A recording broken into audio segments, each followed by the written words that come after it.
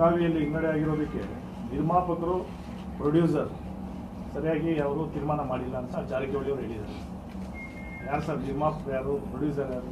ಒಂದು ಮೆಂಟಲ್ ಹಾಸ್ಪಿಟ್ಲಿಗೆ ಕಳ್ಸ್ಕೊಡೋಣ ಆಮೇಲೆ ಮಾತಾಡಿ.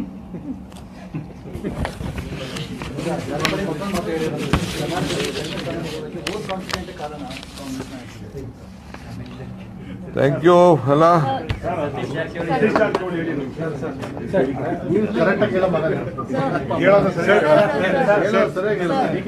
The Prime Minister just raised one question now, sir. Are the EVMs working? Were they working this election or not? The Congress party should answer is what he said. Were the EVMs working this election or not? I have my own doubt on that. I have my own doubt on the EVM issue. Now I don't want to discuss. Let there be some, I'll get some statistics I am working out. Then I will place that issue before all of you. The Prime Minister is posing a question, sir, to the opposition. If the EVMs are... I'm rightly telling you, no, on the EVM issue, I will come out with a lot of statistics. Tomorrow morning, we are having a working committee meeting, extended working committee. ನಾನು chief minister ಬೆಳಗ್ಗೆ 8 ಗಂಟೆಗೆ ಹೋಗ್ತಾ ಇದ್ದೀನಿ, ಬೇಕಾದ್ರೆ ತಾವು ಬನ್ನಿ.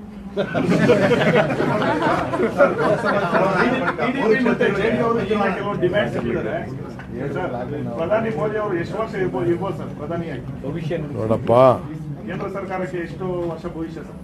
ಈಗ ಒಂದು MP ಗೆದ್ದವ್ರೆ ನನ್ನ ಕ್ಷೇತ್ರಕ್ಕೆ ಇದ್ಬೇಕು ಅಂತ ಕೇಳ್ತಾರೆ. ಒಂದು ಸರ್ಕಾರ ರಚನೆ ಮಾಡೋಕ್ಕೆ ಬೆಂಬಲ ನಿಂತ್ಕೊಂಡವರು ಕೇಳೋದು ತಪ್ಪೇನಿಲ್ಲ. ಎಲ್ಲರಿಗೂ ಲಯನ್ ಶೇರ್ ಬೇಕು. ಈಗ ನೀವು ಯಾವ್ದಾದ್ರು ಒಂದು ಸಂಸ್ಥೆಗೆ ಸೇರ್ಬೇಕಾದ್ರೆ ನನಗೆ ಇಷ್ಟು ಕೊಡು ಅಂತ ಕೇಳ್ತಿರಲ್ಲ.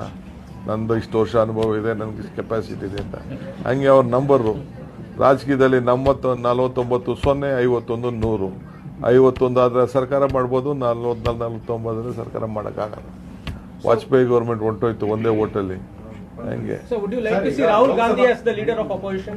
Yes, the entire country, the Congress party wants Rahul Gandhi not only to the leader of the opposition, to be the Prime Minister also.